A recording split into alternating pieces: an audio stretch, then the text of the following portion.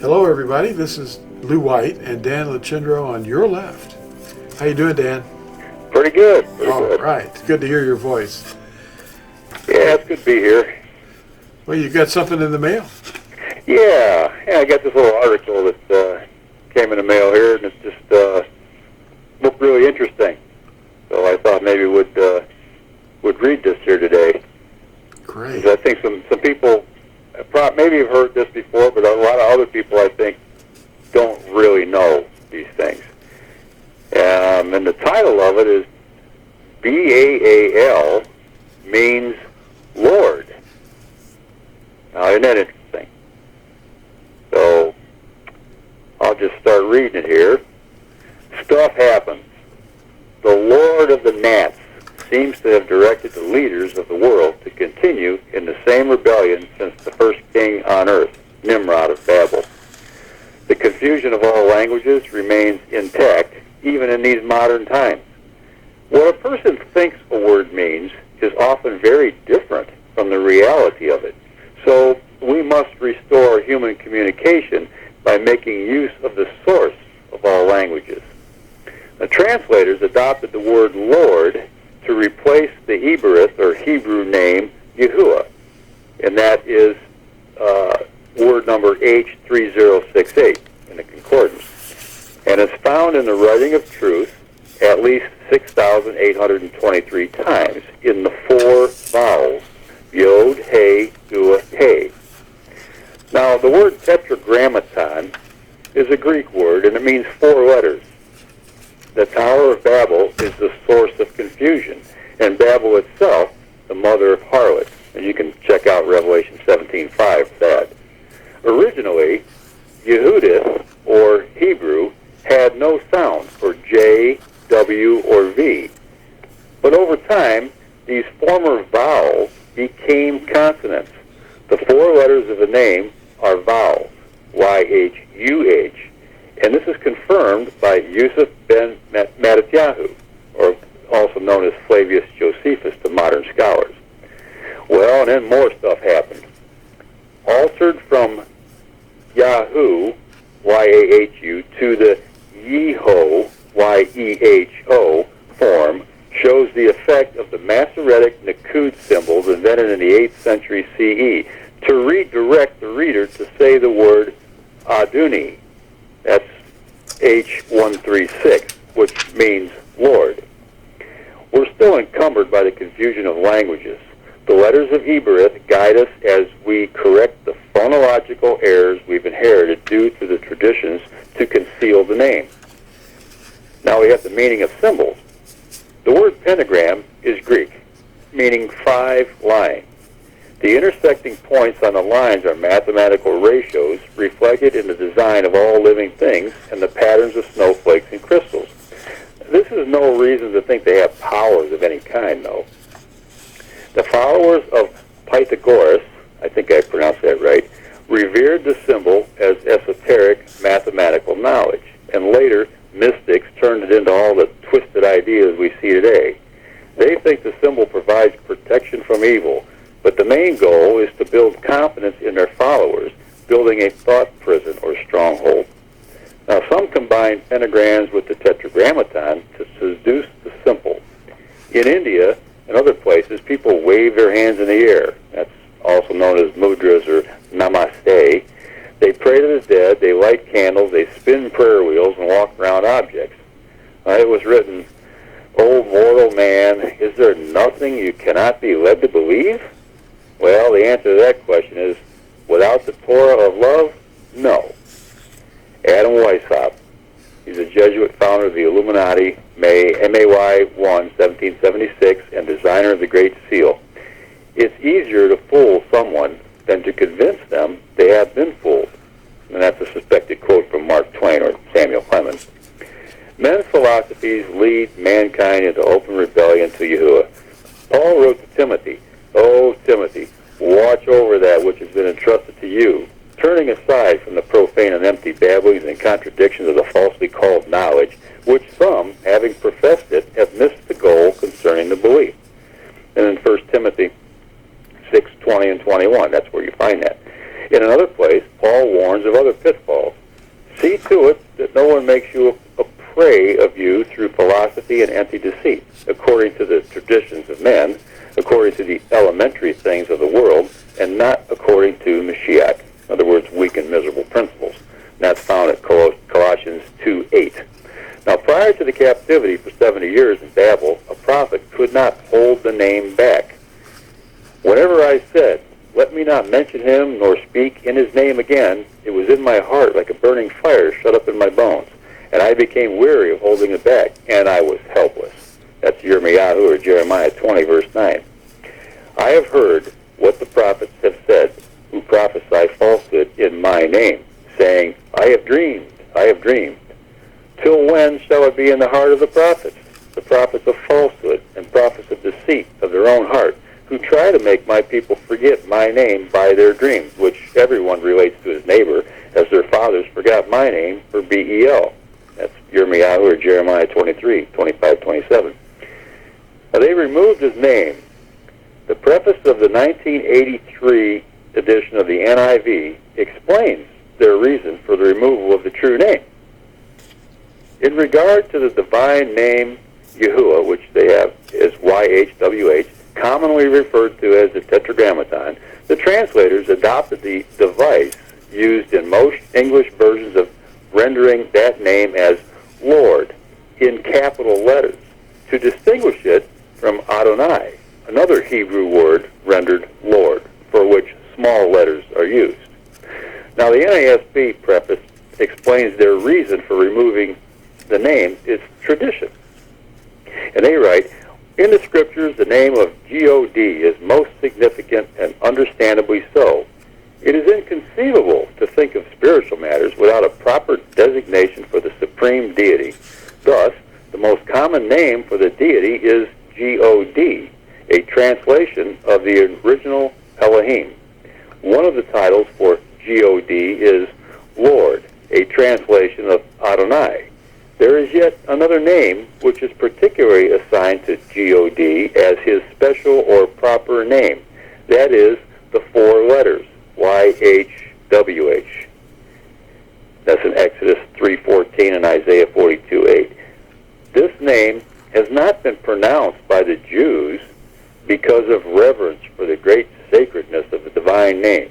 Therefore, it has been consistently translated as Lord, written in all capital letters.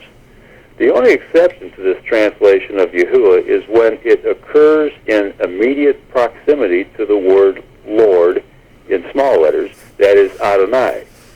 In that case, it is regularly translated God to avoid confusion.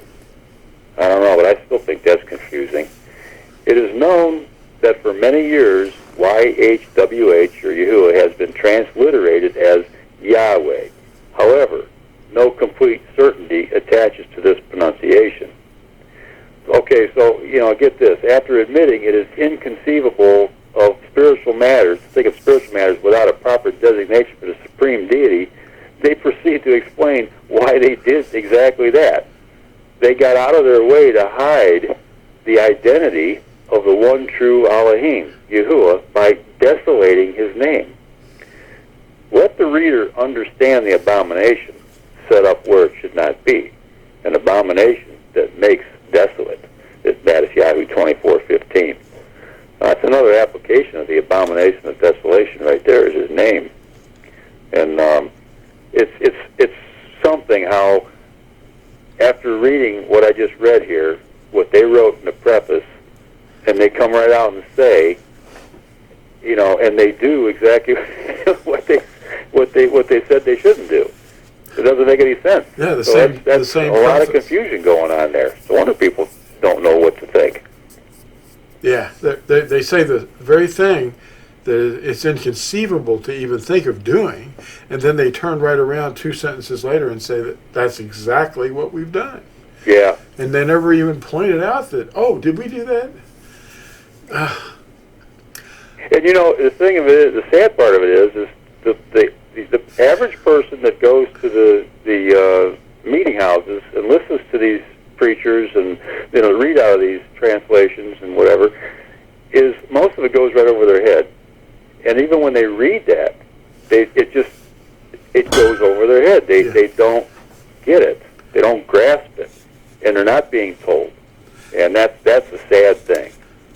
That's what I've experienced too for several years. When I first woke up and I started reading scripture, and I went to this one circus, and I thought, this is a nice place, and the people are intelligent, the teachings seem sound, but they were doing that very thing. They'd say something from the scriptures, and then they'd turn around and within 1 minute say the opposite. Like, well, that canceled that out. What? You know, it was like reading one of these, you know, I don't want to say which translation because I don't want to, you know, say anything bad about them, but the footnotes argue with the actual inspired words. Yeah, I found that too. A lot of times they're misleading, and they'll say the opposite of what Scripture actually says. Mm-hmm. And it's like it's filtered through a different lens for public consumption, and it's you know, it's just so misleading because Scripture is not hard to understand, but you have to want to know the truth, and you've got to ask for it, and Yahuwah will reveal it if you ask for it, and if you are doing everything in your power to do His will for you. And that's another thing too, is, you know, people, wherever they pray, whose will are they asking for? Usually it's their own. Their own. And that's not right. Well, that's what it was said. I think it was 2 Peter chapter 2, you know, that they basically have maligned the scriptures, and the way of truth is thought of as evil. Mm-hmm. So if you start doing anything in the Word, you're some kind of a heretic. Oh, you're doing that? You're just supposed to read this. You're not supposed to actually do it. But the doers of the Word are the obedient ones. That's right. Yeah. Yeah. That's why, you know, it was written in Scripture that, you know, about the Pharisees, you know, do as they say, not as they do. When they're sitting in the seat of Musha. Because they're sitting reading the Scriptures, do that. Yeah. Don't do what they do. That's right. Yeah. It's like the epitome of hypocrisy. Yeah. And it's everywhere today.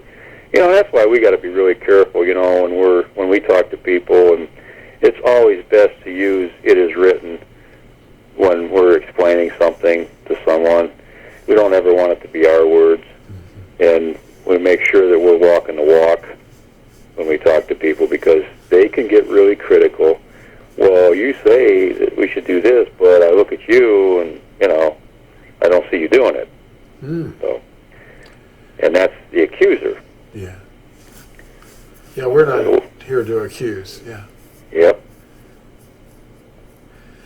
Just to share the perspective of the Creator and His Word, and teach them His name, and obey the words that they read in the covenant, the Ten Commandments, and get to know Him closer by looking at how He wants us to live.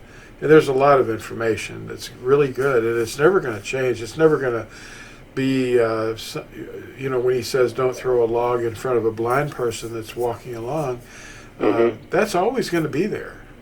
You know? It's a heart condition that people have, that they want to sit back and laugh at someone's, you know, their handicap, or the way they talk, or the way they walk, you know. Yeah, that's just wrong. Yeah. And you're not going to laugh at somebody that has a handicap right to their face. You're going to do it sitting around with your friends, you know, hey, look at that, you know. And that falls under the category of gossip, which is murder. Yeah, it's the same thing. Yeah. And as somebody stumbles through life, we're just trying to do the best we can, and we encourage. We never tear down. We just build it up, build up. You're going to do this. You're going to make it, you know. Just keep going. And Yahuwah smiles on that kind of a heart, you know. Yep, that's right. Well, thanks, Dan. That was really a good recording and a good reading. I could hear it pretty clear. Well, that's good. Yeah, sometimes our technology actually works for us. Yeah, it does. Well, I guess we'll just hope for the best and let this video go out there, and so it may find someone that needs to hear some detail that is mentioned in there. Yeah, I know that Yahusha knows who has to hear these things. He just uses us as mouthpieces, so that's a good thing. Yes, it is.